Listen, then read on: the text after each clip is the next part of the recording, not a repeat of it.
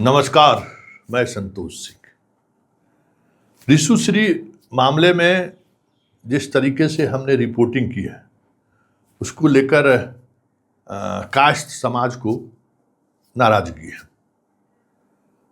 और नाराजगी ही नहीं है, उनके ग्रुप में मेरे उस खबरों पर बहुत ही अमर्यादित तरीके की टिप्पणियां भी हो रही हैं।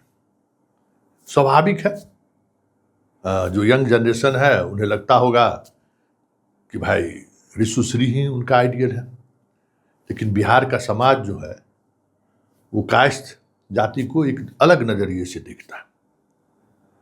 उसके सामने एक छवि होती है राजेंद्र प्रसाद की, दूसरी छवि होती है जयप्रकाश नारायण की, और दोनों छवि से पूरा बिहार अपने आप को आइडेंटिफाई करता है।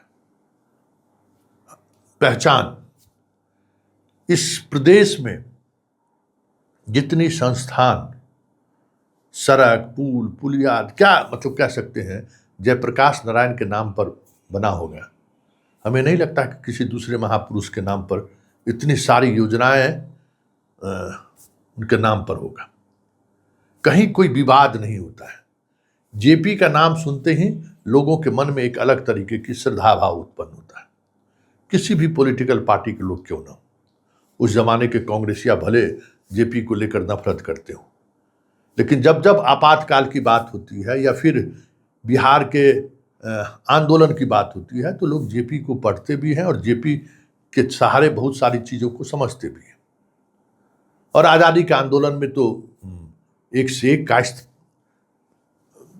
आंदोलन में बड़ी भूमिका निभाए हैं।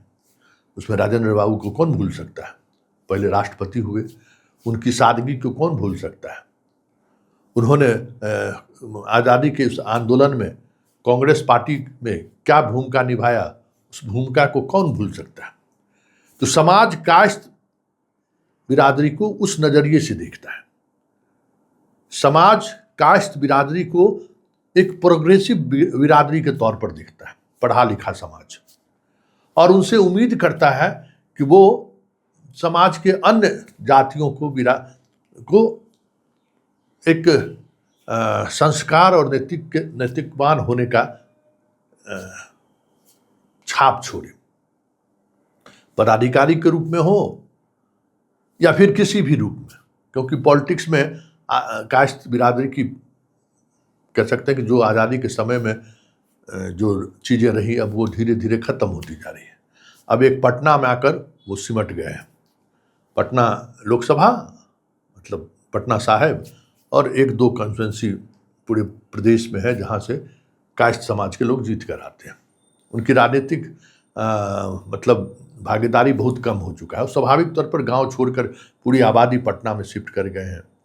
बड़े बड़े शहर में जितना पलायन सवर्णों में कास्ट समाज का है और किसी दूसरे समाज का नहीं है। सबसे ज़्यादा पलायन गांव से, गांव के गांव जहाँ कास्ट रहा करते थे सब गांव सूना हो गया है, सब शहर किसी न किसी रूप में आ गया। फिर भी आपसे लोगों ये उम्मीद करता है।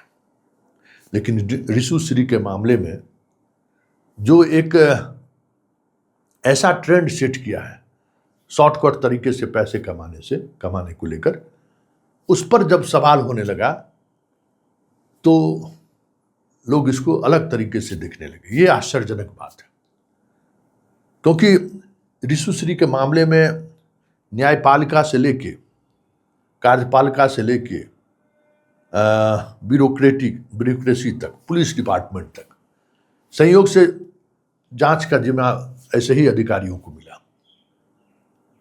उस सब की नज़र थी, पूरे समाज की नज़र थी कि क्या करते हैं पंकज दरार, क्या करते हैं प्रत्यय अमृत, क्या करते हैं, सबकी नज़र थी। दीपक कुमार सीएम हाउस में है, वो क्या करते हैं। क्योंकि ऋषुश्री के मामले में जो जिन पर कह सकते हैं कि संदेह व्यक्त किया गया ईडी के द्वारा, या जिन पर ईडी ने गंभीर आरोप लगाए, उसमें 2-3 कास्ट समाज के भी लोग हैं, लेकिन बाकी समाज के भी लोग हैं। कास्ट समाज के 2 बड़े पदाधिकारी का नाम आया उसमें। तो उस पूरे इन्वेस्टिगेशन के दौरान, पूरे न्यायिक प्रक्रिया के दौरान जिस तरीके से चीज़ें देखने को मिला, पूरा बिहार का सभ्य समाज, समझदार समाज हैरान है कि ऐसा भी कहीं होता है, खुल्लम खुल्ला। ये तो कभी लोगों ने नहीं सोचा होगा कि इस तरीके से चीजें चलती हैं। भ्रष्टाचार के मामले में इस तरीके से भाई भतीजावाद हो, मतलब एजेंसी में बैठे हुए लोग अगर कर रहे हैं तो चर्चा होना स्वाभाविक। ठीक है, अब कास्ट समाज का सामाजिक दायरा बहुत सिमट गया है, वो पटना में आकर सिमट गए।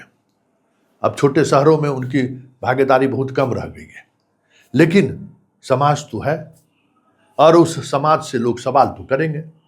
और खास करके भ्रष्टाचार जैसे मसलों पर अगर समाज एकजुट हो जाए या उसको अलग नजरिए से देखने की कोशिश करे तब तो होगा ही।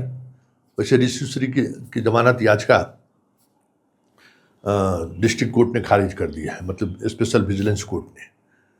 और देख ही रहे हैं आज के अखबार में खबरें छपी हैं 2 कॉलम की। अब हाई कोर्ट जाना होगा उन्हें उम्मीद थी कि हाई कोर्ट में जैसे कुछ राहत मिल जाएगी। वैसे हाई कोर्ट में भी एक अलग मामला चल रहा है, जहां 10/7 को जो है सो सुनवाई होनी है, जिसमें मीडिया वाले को पर रिपोर्टिंग पर रोक लगाई गई, किन किन तथ्यों पर, जबकि उस पूरे सुनवाई के दौरान मीडिया की भूमिका पर कोई चर्चा भी नहीं थी, कहीं किसी ने आपत्ति भी जाहिर नहीं किया था। और उस आदेश के दौरान जिसके खिलाफ ईडी या स्पेशल विजिलेंस यूनिट के वकील भी मौजूद नहीं थे, इसलिए आज चर्चा हो रही है कि आखिर हो क्या रहा है। देखिए, प्रबुद्ध समाज है, आपसे लोगों को उम्मीद है, आपसे वो लोगों को उम्मीद इस हद तक है कि आपके सामने वो चेहरा हो चाहे नहीं हो, लेकिन आज भी समाज राजेंद्र बाबू को याद करते हैं, आज भी समाज जयप्रकाश नारायण को याद करते हैं। जयप्रकाश नारायण को लोग क्यों याद करते हैं? सिर्फ आपातकाल ही नहीं मुद्दा था, भ्रष्टाचार भी एक बड़ा मुद्दा था। बिहार में उस समय में छात्र आंदोलन की जो शुरुआत हुई थी, उसमें क्या था? उस आंदोलन में भ्रष्टाचार। वर्तमान मुख्यमंत्री, उस समय के जो मुख्यमंत्री थे, उनके भ्रष्टाचार के खिलाफ ही आंदोलन शुरू किया था। छात्र उसी के खिलाफ सड़क पर उतरे थे और धीरे धीरे धीरे ये आंदोलन मुख्यमंत्री से उठते उठते प्रधानमंत्री तक पहुंच गया और अंत में प्रधानमंत्री को पूरे देश में इमरजेंसी लागू करना पड़ा। आधार क्या था? भ्रष्टाचार। तो जब कभी भी कास्ट को लोग देखता है तो सामने जयप्रकाश दिखते हैं, जो भ्रष्टाचार के खिलाफ आवाज उठाए। और जयप्रकाश जी अपने आसपास, ऐसा नहीं है, उन्होंने बहुत सारे कास्ट युवा को अपने आसपास रखा। उन तमाम युवाओं में कुछ आज उस दौर के युवाओं से आज भी मेरा व्यक्तिगत रिश्ता है, खूब मेलजोल है।